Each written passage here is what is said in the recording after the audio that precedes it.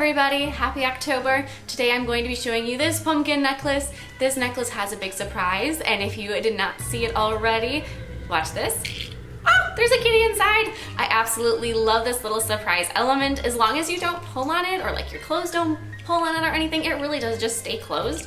And then if you're out and about and somebody says, oh, I like your necklace, you can say, hey, watch this, and you can pull it open. Such a cute little surprise element. I absolutely love it. It's really cute closed, it's really cute open, such a cute little thing. I've made this type of technique on a nail before. I don't know why I've never decided to do it on a necklace before.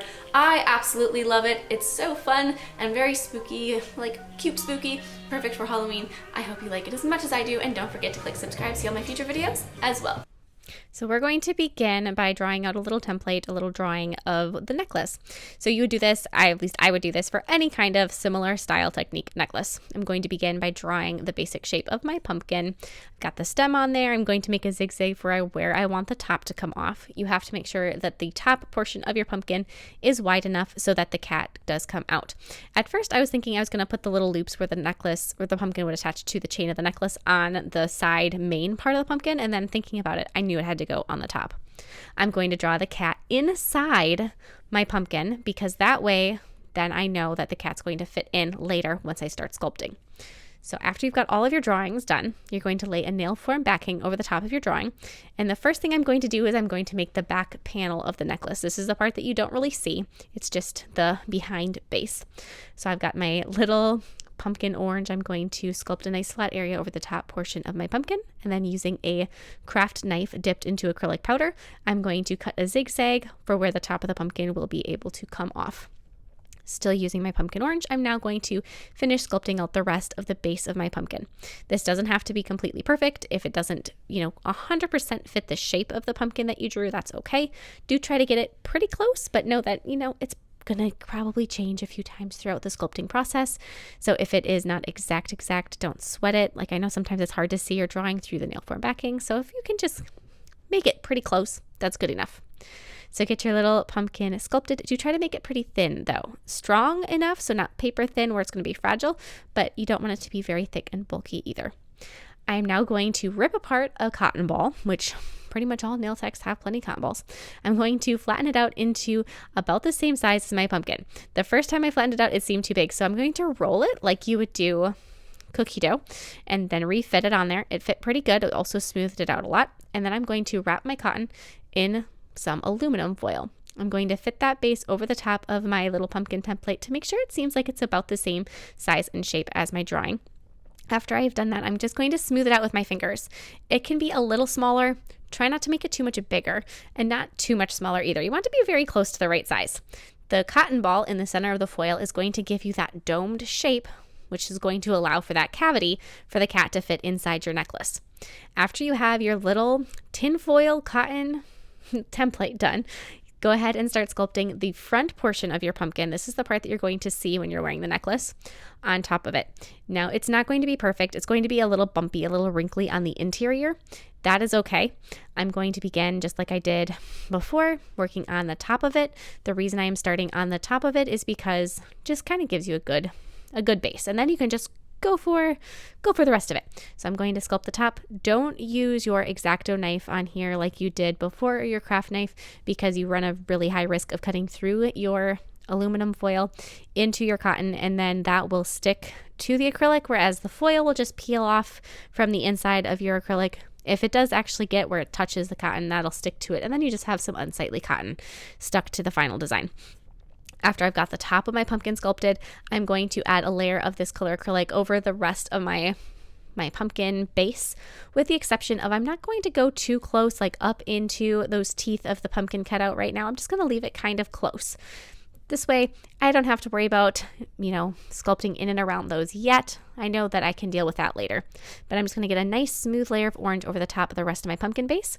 After I have that done, I'm going to switch over to black acrylic, and I'm going to sculpt the smooth areas underneath where the eyes are going to be. The first one I sculpted ended up being way too thick. I used too much acrylic, so I'm going to do the best to remove it. Obviously, as you can see, it left an unsightly smudge. That's okay. I'm just gonna go with it because I'm going to add a bunch of layers on top of this and you won't see the smudginess that's underneath.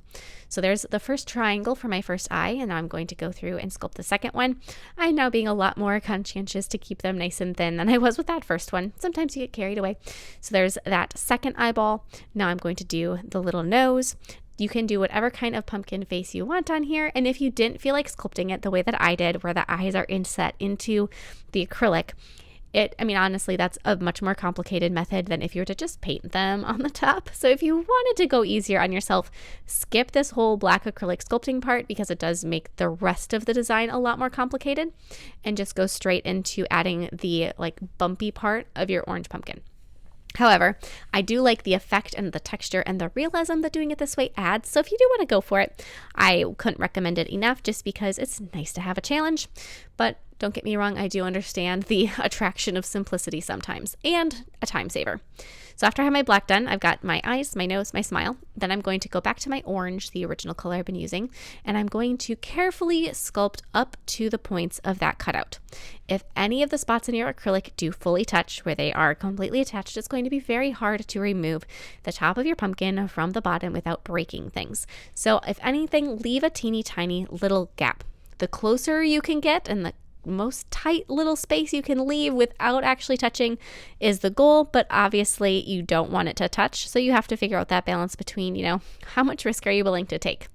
Once you have that done, this is where I'm going to start adding in like the bump texture of my pumpkin across the front. So sculpt section by section as you get to a place where you're overlapping a facial feature of your pumpkin. Eyes, nose, mouth. You're going to need to leave the acrylic off of those areas. This is where I said much more simple to just paint them later if you are looking for kind of a way to just simplify the design. That would be the first thing I would do, would be like, just gonna paint this face. So I'm going to do the outer sections first. Those are the easiest ones as well because there's not that much face that is in the way of your design. And sculpt those nice thick areas. You're going to sculpt them both down the sides of the pumpkin and across the hat or the top of the pumpkin. As you're doing the top of the pumpkin, I also kind of left a little indent for where I'm going to attach the stem later on in the video. So you're going to see kind of where they all sort of meet in a point towards the middle of that hat area of the pumpkin. So I've got my outer two areas of the main part of the pumpkin. Then I'm going to go down the center of the face. The reason to do that instead of just kind of like going down the line is, for one thing, it helps keep it symmetrical so that it's even, which if you're not worried about symmetry, then you can skip that. That's not relevant. But the other reason that's helpful is as I'm sculpting the center now, I'm allowing the left and the right sides of that pumpkin that I sculpted already to really fully cure before I start messing with it and sculpting right next to it. It's just giving that area a little bit of time to solidify so that as I'm sculpting around it pretty soon, I'm not going to really have a problem with messing up what I already did. And when you're working on something like this and you have work that you've done that is done, you don't really want to have to do it again. So to try to minimize those chances of an oopsie, it's good to plan your timing so that you don't work next to something that is still possibly dentable or movable in a way that you wouldn't necessarily want it to be. This is also an area where it starts to get a little bit more difficult to work around the facial features. Instead of just using a single big bead and going over the whole area like I did on the sides and then smoothing it out and cutting out any areas that might need it, I went through with a smaller brush and I did fill in some of the areas and build up the thickness bit by bit, doing it that way. Especially around, say, those skinny bits like underneath the eyes, around the nose, at the bottom of it, underneath the smile. All of these areas are so thin that if you do have a 3D sculpting brush that is smaller, I would definitely switch over to that because it'll just be easier to try to do them in small sections instead of trying to do a big, huge area all at once. I've now got the bottom part of my pumpkin finished. I'm going to then take a pause from that whole area and I'm going to go to the top. I'm going to do the center of the top of my pumpkin. Again, kind of bringing it in to that point where I'm going to place the stem eventually. Now I'm going to go back and do little bits where I'm going to fill in chunk by chunk around the rest of the facial features. As I'm working on the different areas, like around the eyes, I can pretty much fill in all the spaces that are left, knowing that that is what I have to do. It's not like I'm doing, stopping at any certain points anymore because the areas that are left are the last sections of the bumps on the pumpkin. Got just a tiny bit left on the front, just around that last eye, and then fill in the last two areas on the lid of the pumpkin. And then this is the part where it's just very time consuming going around all these facial features. So once you get to this point, it's kind of like easy sailing from here on out. This is the bulk of the whole process. And then once you get past this point, you're in pretty good shape. The fun part next is getting to sculpt the cat. When you're sculpting the cat, make sure you do not go over the size that you have drawn in. If anything, rein it in a little, draw a little small, especially if your drawing is large inside of the shape of your pumpkin. You don't want to accidentally sculpt your cat, get all the way through the process, and then find out that it doesn't fit inside the pumpkin. So just make sure as you are sculpting that it stays on the smaller side to make sure that it will fit. You don't want it so small that, you open the pumpkin and you barely can tell there's a cat inside because it's so tiny. So again, it's all about a balance, making sure it is big enough to be seen and that it's cute and that it's funny that the cat comes out, but still small enough where it is easy to get the cat in and out of the pumpkin. That's the other thing. You don't want it to be where it fits, but just barely, and it doesn't, you can get it out, you can get it back in, but it takes a lot of work. You want this to be something where, somebody comments on your necklace and you can easily just pull on the pumpkin, the cat comes right out, and then you can close it. I'm not going to say it's the easiest thing to close without a mirror. I have done it. It is a lot easier to do in a mirror, just to make sure that you are having the pumpkin go like up over the cat's ears, or the pumpkin top go up over the cat's ears. It's a little easier to do with a mirror than without, but I think with a little practice, no matter what, it would be just fine to do with or without a mirror. So just as you are sculpting your cat, especially around like the ears, be considerate of your sizing. So I've got the first ear, and I'm going to go through and I'm going to sculpt the second ear. I'm also trying to keep my cat fairly flat. I don't want it to be too thick. If it's too thick, that's going to add difficulties getting it in and out of the pumpkin, as far as how much of a space wide your pumpkin has at the top. Because you will have to be adding chains to the back of your cat, which is going to add some considerable thickness. So the actual sculpted cat has to be on the thin side. Like I said, with the backing of the pumpkin, still strong, but thin. Now that we have all these pieces sculpted, we're going to be able to start putting them together. The backing of the pumpkin, easily those pieces just snapped apart. They were attached a little, but just a little wiggle, they came right apart. The front of the pumpkin, I'm going to start loosening the foil from the pumpkin. I don't want anything to break, so I'm going to do this carefully. I probably could have just ripped it right out and it would have been fine, but I decided to err on the side of caution. That's just generally my method. The lid stayed. The pumpkin base is the one that's the first thing coming off. Not a problem. Just going to peel those sections off. The lid did just come off without much trouble. Going to pop that foil out from the inside. As you can see, you'll see in a moment, there is some texture on the inside of the pumpkin. It does not really matter. Fit the front of your pumpkin onto the pumpkin back. Make sure it fits together nicely. If one or the other is considerably larger, file that one down, whichever one is bigger, so that it fits closely to the size of the other. Now flip your pumpkin front over, and we're going to be measuring some sections of chain and cutting them off. You need two that are about the same length. That's going to be the length from, those are the ones that are going to attach the bottom of the cat to the interior of the bottom of the pumpkin. And then one that's going to attach the top of the cat to the interior of the top of the pumpkin. So I'm first going to attach my first chain. This is going to be the one that attaches my cat to the lid of the pumpkin. With clear acrylic, I'm just going to attach that piece of chain to the back of the cat. Coming from the middle of the back of the head. I'm now going to lay those other two chains out so that the bottom of them is the same length. The top doesn't matter, so if one's a little longer, you're going to adjust that length on the back of the cat, not on the end of the chain. So lay them out. It's a little tricky to get them to lay out to try to get them to be the same length, but once you have them there, don't move them, and then attach them down with your clear acrylic. Use just a tiny little wet bead of a clear acrylic to first get them stuck down before you really attach them so that they don't move. Because once you have them in place, you don't want to have to try to remeasure them again to get them to be the same length. You want to just, ooh, you're there, stick down. After they are attached, the acrylic is cured. It's not going to come out. Lay your cat face down inside the pumpkin that is upside down, and then you're going to pull the first chain into the corner of the pumpkin. So you're going to want to pull them away from the very center middle of the pumpkin. That way when the cat goes in, the chains are naturally going to want to go to the sides and not get bundled up right underneath where the cat goes. That way the cat will easier go in and out of the pumpkin so that the chains kind of just naturally stay out of the way. So you got the first one pulled into place, then you're going to pull the second one into place, attaching them, like I said, to that inner corner of your pumpkin with clear acrylic.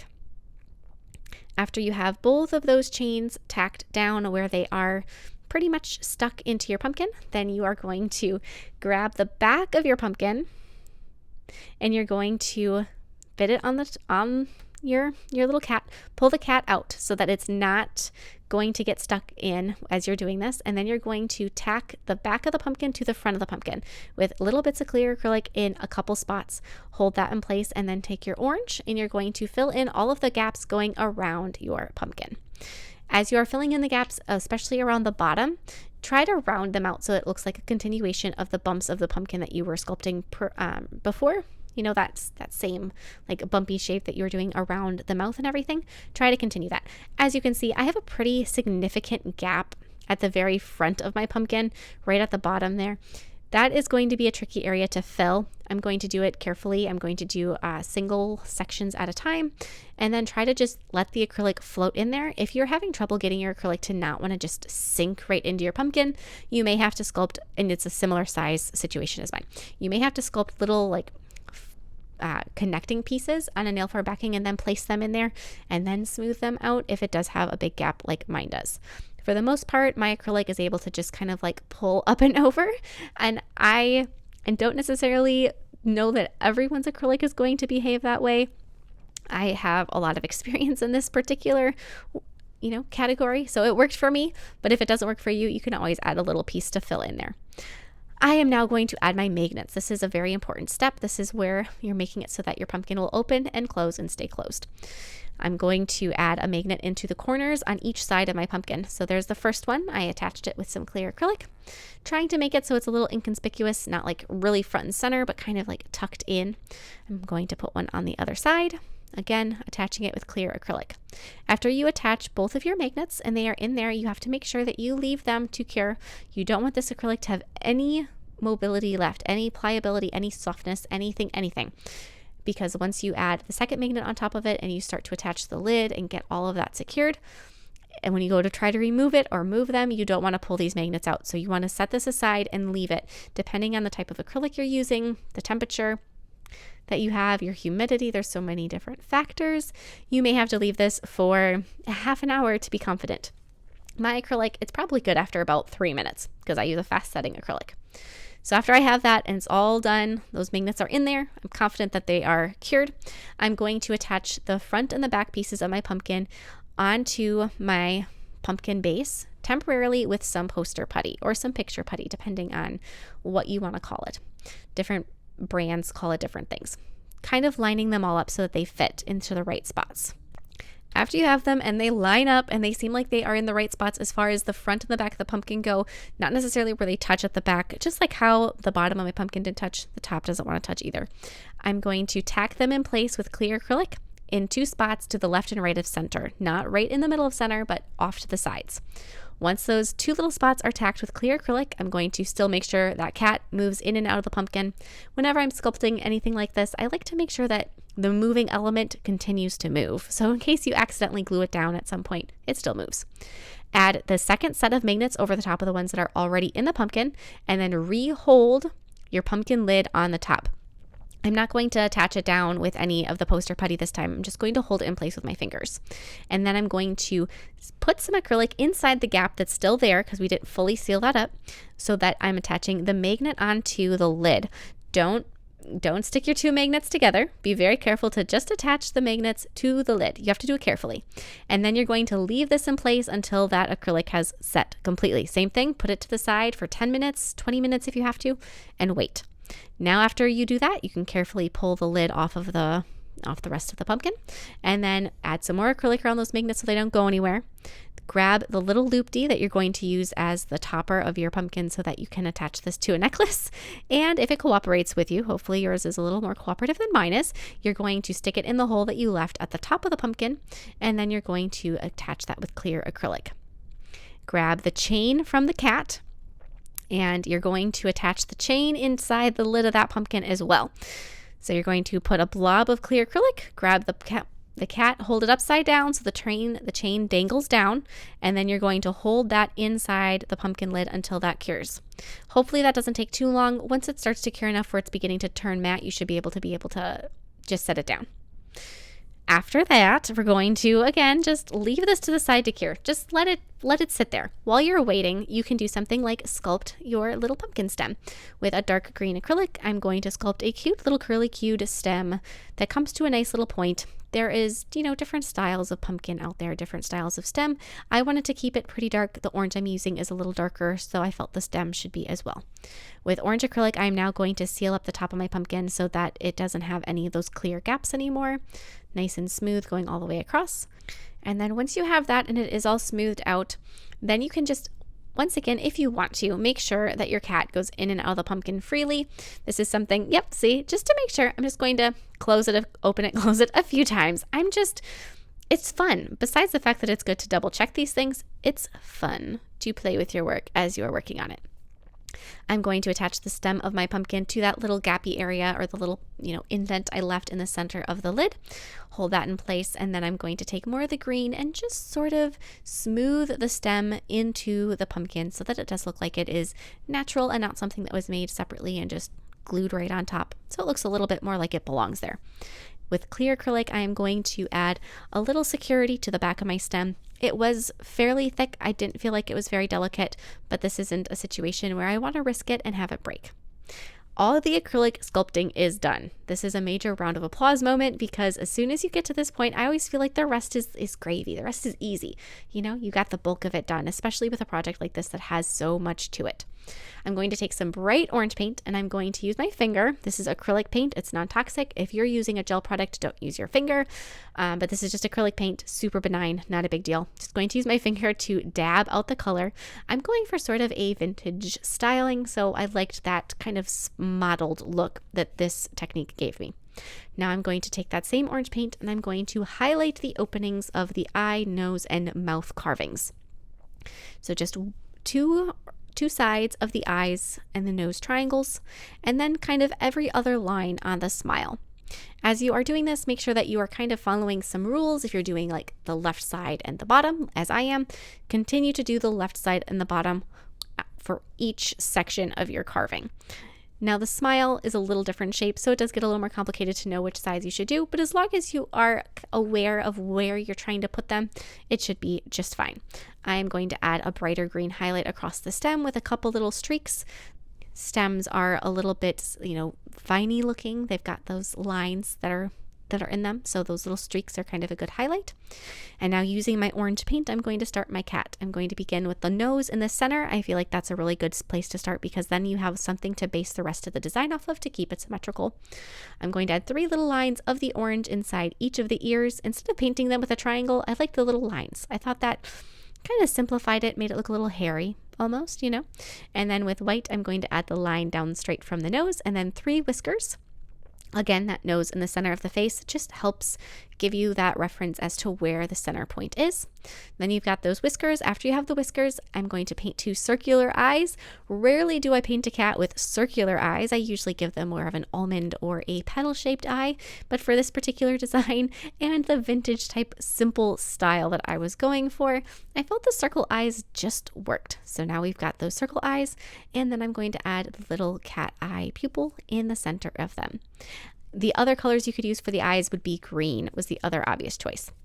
After that's done, I don't think you need top coat. This isn't something that's going to get washed like your nails would. If you want to use top coat, you definitely can. I just don't think it's necessary.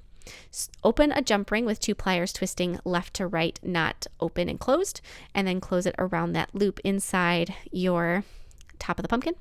Cut the chain off to the length that you want the necklace. After you have that chain cut, have another jump ring that's opened and attach both ends of your chain onto that jump ring. So there's one end of your chain and then find the other end so that you have a closed loop. Doesn't have an opening anywhere. And then you're going to take that loop and you're going to put it through the one that's already on your pumpkin.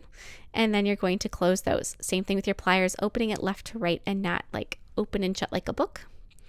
And then after you have that, you're going to hold cat just pops out. You're going to hold the chain nice and straight and taut.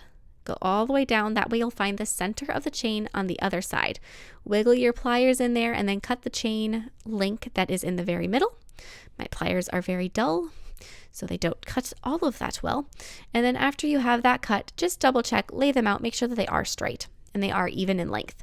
Once you are confident that they are the same length and it isn't, you didn't wiggle it or get it off center at all as you were working on it, you're going to grab 2 more of your little jump rings and you're going to open them both. The way that you open them, like I said, kind of like left to right, like you're peeling open like a ketchup packet. That's kind of the motion that you do when you open these.